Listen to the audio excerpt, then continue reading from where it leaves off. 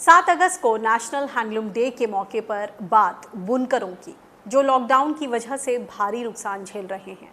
चौंकाने वाली बात यह है कि जब इन बुनकरों को सरकार से मदद की सबसे ज़्यादा ज़रूरत है, तब उसने ऑल इंडिया हैंडलूम बोर्ड को ही भंग करने का कदम उठा लिया है। टेक्सटाइल मिनिस्ट्री ने 27 जुलाई और 3 अगस्त को जारी आदेशों के जरिए 28 साल पुरानी सलाहकारी संस्था को खत्म कर दिया है। इसके लिए मिनिमम गवर्नमेंट मैक्सिमम गवर्नेंस के लक्ष्य को वजह बताया गया है। आपको बता दें कि खेती के बाद हैंडलूम और हैंडीक्राफ्ट्स ही दूसरा ऐसा क्षेत्र है जो सबसे ज़्यादा लोगों को रोजगार देता है। Third national handloom census of viewers and allied workers 2010 के मुताबिक 28 लाख भारतीय परिवार हैंडलूम के काम से जुड़े हैं। इसमें सबसे ज़्यादा परिवार ग्रामीण इलाकों से आते हैं। ऑल इंडिया हैंडलूम बोर्ड को तब खत्म किया गया है जब खुद प्रधानमंत्री मोदी लोकल फॉर वोकल और आत्मनिर्भर भारत की वकालत कर रहे हैं। नेशनल हैंडलूम डे के मौके पर किए गए ट्वीट में उन्होंने न केवल विरासत को संजोने के लिए बुनकरों का आभार जताया, बल्कि लोगों से भी वोकल फॉर लोकल होने की अपील की। लेकिन ये सवाल बना हुआ है कि जब देश का हैंडलूम सेक्टर मुकाबले में पावरलूम और मिल्स से पिछड़ रहा है, तब हैंडलूम बोर्ड को भंग करने का फैसला क्यों किया गया? सरकार ने इसके विकल्प के तौर पर क्या कदम उठाए हैं? आत्मनिर्भर गांव इस सीरीज में बात हैंडलूम वीवर्स की, जो गांव में बुनकर कारीगर हैं। उनकी आजीविका को संबल प्रदान करने के लिए तमाम संस्थाएं हैं देश के अलग अलग पॉकेट्स में, जो कि काम कर रही हैं इन हुनरमंद लोगों की कारीगरी को लोगों तक पहुंचाने के लिए, और जो ये जैविक खेती से लेकर बाजार तक कपड़े उपलब्ध कराने की जो पूरी वैल्यू चेन है, उसमें खासा इनपुट दे रही हैं। लेकिन असल में जो लोकल फॉर वोकल है और आत्मनिर्भर गाँव, वो किस तरह से बनेंगे, क्या कुछ करने की ज़रूरत है, उसी कड़ी में देखिए हमारी ये खास रिपोर्ट।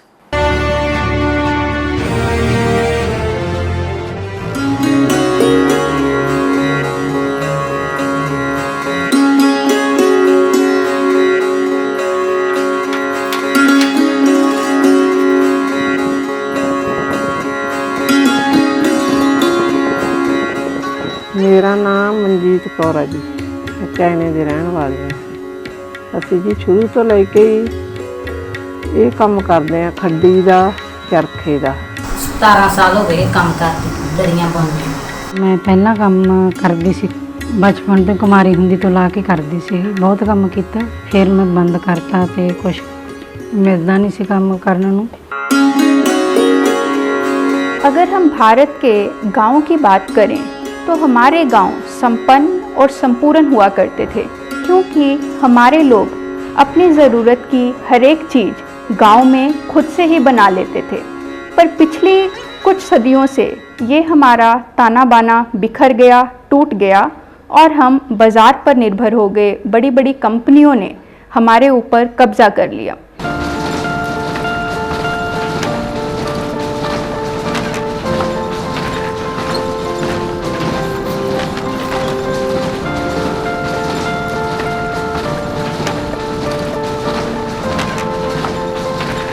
अभी यह चरखों और खड्डियों को मुड़ सुरजीत दोबारा से पुनर्जीवित करने का काम त्रिंजन के माध्यम से किया जा रहा है, जिसमें हमारे साथ लगभग 300 कारीगर जुड़े हुए हैं। और यह कारीगर वो लोग हैं जो रोज़ की दिहाड़ी मजदूरी करने वाले हैं। इनके पास कला है, पर इस कला की अभी कोई कदर नहीं पड़ रही है। इनको अपनी रोज़ी रोटी कमाने के लिए यह कला पर्याप्त नहीं पड़ रही है, इसलिए ये लोगों के घरों में जाके काम करते हैं, फैक्ट्रियों में काम करते हैं, या और जो भी इनको डोमेस्टिक काम मिलता है ये उसकी तरफ जा रहे हैं।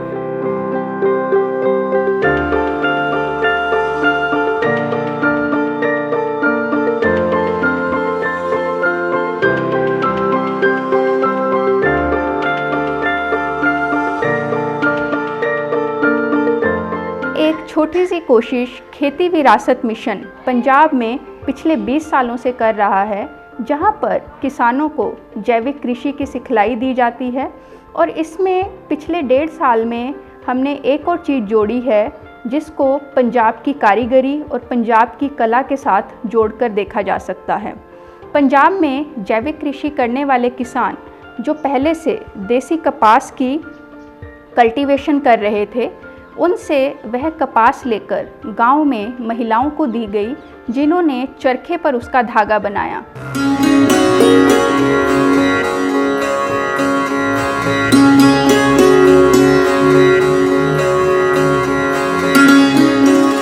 ਪਹਿਲਾਂ ਅਸੀਂ ਕੰਮ ਕਰਨ ਤੋਂ ਬੰਦ ਹੋ ਗਏ ਸੀ। ਇਹਨਾਂ ਨੇ ਦੇਖਿਆ ਬਾਅਦ ਫਿਰ ਇਹ ਦੁਬਾਰੇ ਸਾਡੇ ਕੋਲੇ ਚਲਾ ਲਿਆ ਕੰਮ।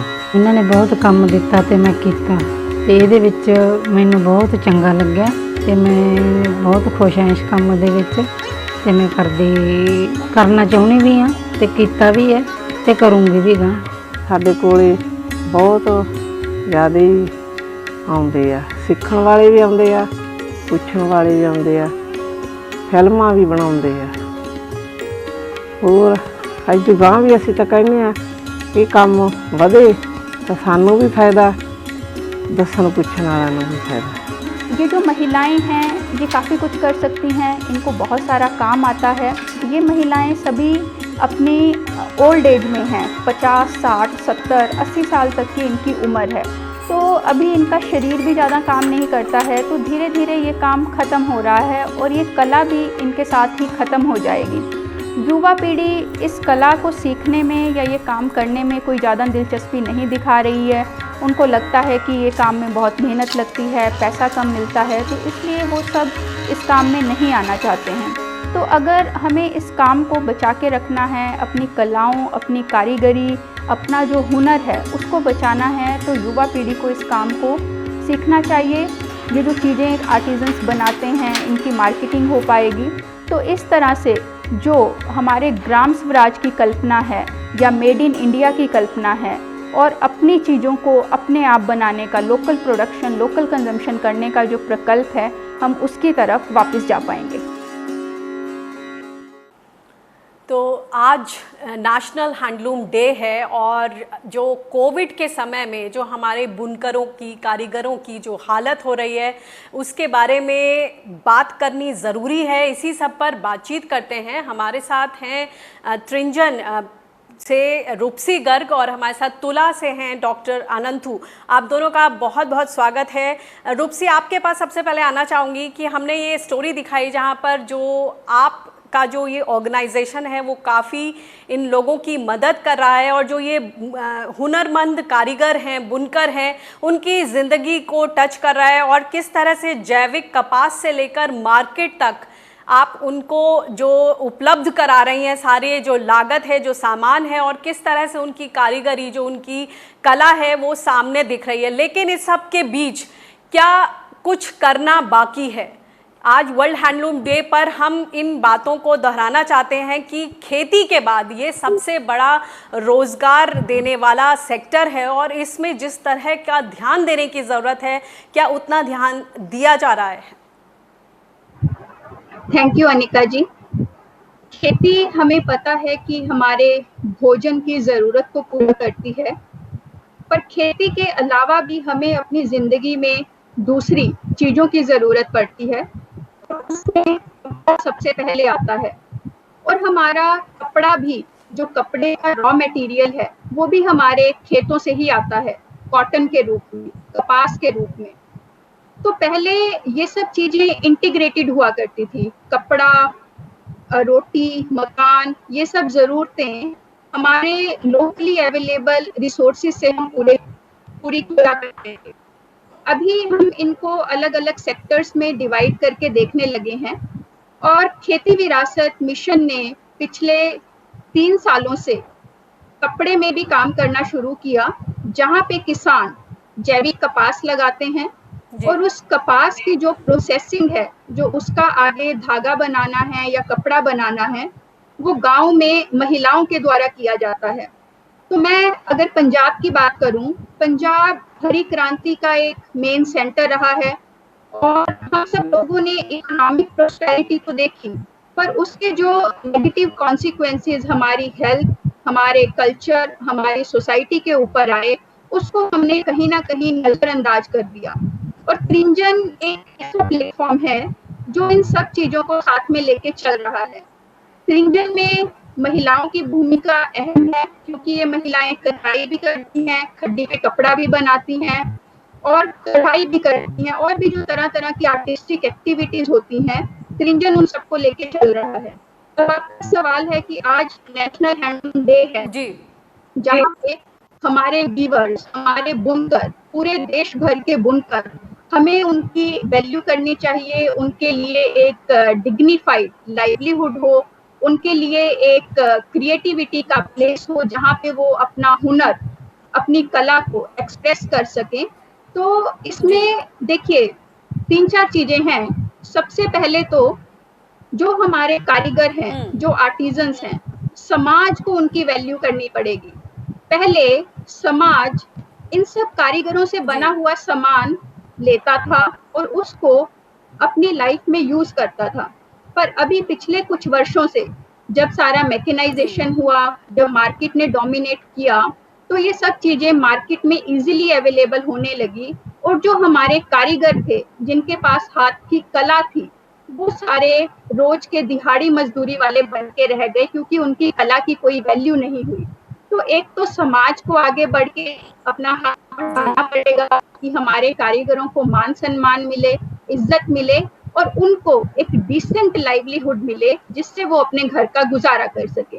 और अगर हम सरकार की बात करें तो देखिए, government is also an important stakeholder. तो अगर गवर्नमेंट इस चीज को प्रमोट करेगी, इस चीज को सपोर्ट करेगी, तो हमारे पास ऐसे बहुत सारे आर्टिजन्स हैं जो अपने घर बैठकर काम करना चाहते हैं। और त्रिंजन में तो ऐसी बहुत सारी स्टोरीज हैं, क्योंकि त्रिंजन का ये पूरा काम घर से ही किया जाता है। इन आर्टिजन्स को कहीं पे भी बाहर जाने की जरूरत नहीं है, इनको घर बैठे पूरा रॉ मटेरियल प्रोवाइड कराया जाता है, और they are very work at home.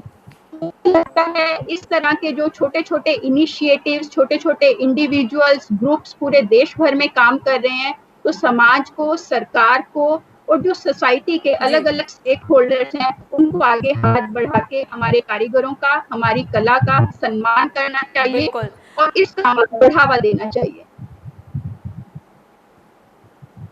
जी, हमारे प्रधानमंत्री मोदी जी ने भी खास तौर से इस दिन पर ये भी इस बात को सामने रखा है कि जो हमारे कारीगर हैं, उनकी हुनर को, जो ये हमारी परंपरा है, विरासत है, इसको और ज़्यादा ध्यान देने की ज़रूरत है। लेकिन कहीं ना कहीं जहां आत्मनिर्भर होने की बात है, लोकल को वोकल बनाने की बात है, जो धरातल पर जो स्कीम्स, जो पॉलिसीज़ हैं, उनमें जो गैप रह गया है, उसको कहीं ना कहीं भरने की ज़रूरत है। अनंतु जी हमारे साथ हैं, जो कि तुला ऑर्गेनाइजेशन के फाउंडर हैं और प्राइमरी वीवर्स के साथ ये भी काम करते रहे हैं।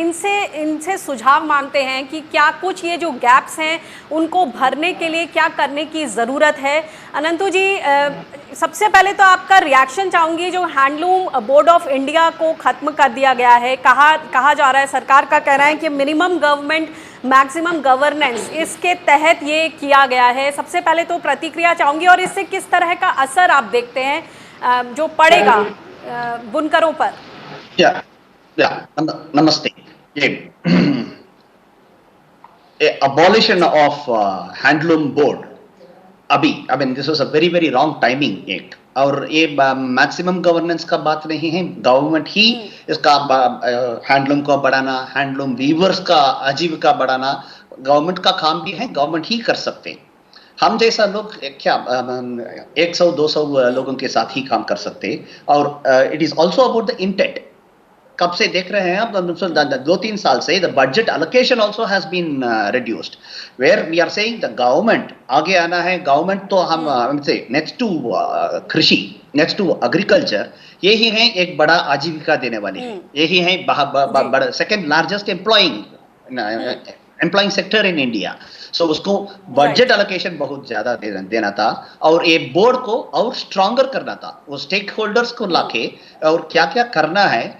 Means market creation is very very important आजकल। और आज का दिन में जो there's a lot of people who have gone back to their rural life, the rural livelihoods have to be enhanced now. You will have to create the demand, the demand has to be increased. And we are talking about something which was a tool during our freedom struggle. Gandhi ji ने इतना इसको use किया है, और it is mainly because the distributedness it brings along with that the economy that it can strengthen in rural India.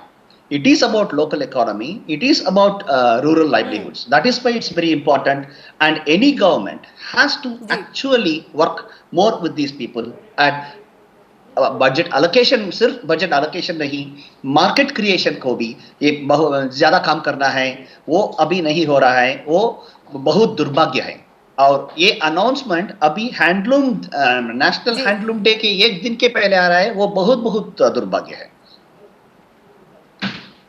अभी अगर एक बात बताएं कि बात ये हो रही है जैविक खेती से लेकर हम मार्केट तक अपने प्रोडक्ट्स को बढ़ाएं, जैसे कि त्रिंजन, जैसे कि आपकी ऑर्गेनाइजेशन तुला वीवर्स के साथ काम करती है. जैविक खेती, कपास की जैविक खेती से लेकर जो भी कपड़े बनते हैं फाइनली वो एक एनवायरनमेंट फ्रेंडली होते हैं, केमिकल फ्री होते हैं. तो ये लोगों के लिए भी एक बहुत अच्छी चीज़ है. अच्छे उदाहरण हमारे सामने हैं.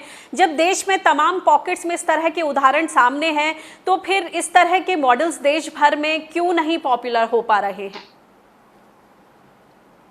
उसको भी गवर्नमेंट का पॉलिटिकल विल लाना है. पहले हम भी लिखा है, हम तो this is a model, replicable model, expendable model. ऐसा है. हम तो काम कर रहे हैं 3 राज्यों में, महाराष्ट्र में, कर्नाटक में और तमिलनाडु में. वहाँ हम पहले किसानों के साथ काम कर रहे हैं. वो कपास उगा रहे हैं, ऑर्गेनिक से उगा रहे हैं, रेनफेड में उगा रहे हैं. वो हमारा देसी बीज होगा, उसको लेके हम हाथ में उसको we do the hand spinning, हाथ में कताई कर रहे हैं. उसे हाथ में बुनकर भी इसमें काम कर रहे हैं. हाथ में बुनाकर तो हैंडलूम पे वीविंग करके उसको नेचुरल डाइंग करके हम ला रहे हैं. So there are also the tailors who are involved into this. So there are 6 to 10 livelihoods. So अगर आपने एक शर्ट खरीदा, उसके पीछे 10 आजीविका हैं, 10 लोगों को हम टच कर रहे हैं. वो ही बहुत बड़ा मुद्दा था. वो ही महात्मा गांधी क्यों इसको इतना इंपॉर्टेंस दिया, क्योंकि वो इतना अच्छा डिस्ट्रीब्यूटेड इकोनॉमी है. अगर आपने एक शर्ट खरीद रहे हैं, वो दे रहे हैं 1000 रुपीज, उनसे it goes to a lot of women, because 100% of the spinning happens with women. 50% of the weaving activities are done by women.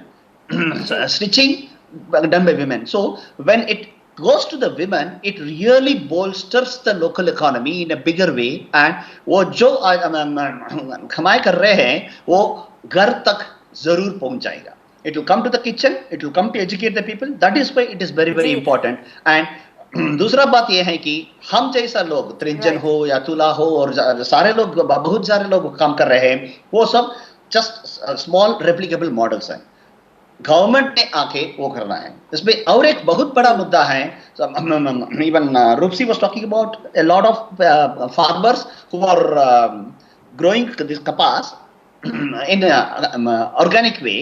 What is more important we have found is not a single 70% of the farm suicides in India happens in the cotton belt, and not a single cotton farmer who is growing organically has committed suicide in India. This is an open challenge.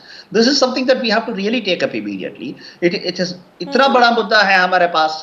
वो एक से इतना किसानों आत्महत्या कर रहे हैं. वो तो यानी कि लोकल को वोकल बनाना है, तो सही मायनों में जो लोकल जो कला है, कारीगरी है, जो हुनरमंद लोग हैं, उनके बारे में और लोगों को बताना है, वोकल होना है और उन्हें उस तरह का संबल भी देना है. रूप से आपसे आखिरी कमेंट चाहूंगी कि जब नॉन फार्म एक्टिविटीज को बढ़ावा देने की बात हो रही, तो जाहिर तौर पर जो हैंडलूम है, जो कि 2nd नंबर पर आता है एग्रीकल्चर के बाद, अगर हम ग्रामीण भारत की बात करें तो इसको और ज्यादा बल देने की जरूरत है. संक्षिप्त में आपके क्या पहले टॉप 2 सुझाव होंगे सरकार के लिए नेशनल हैंडलूम डे पर?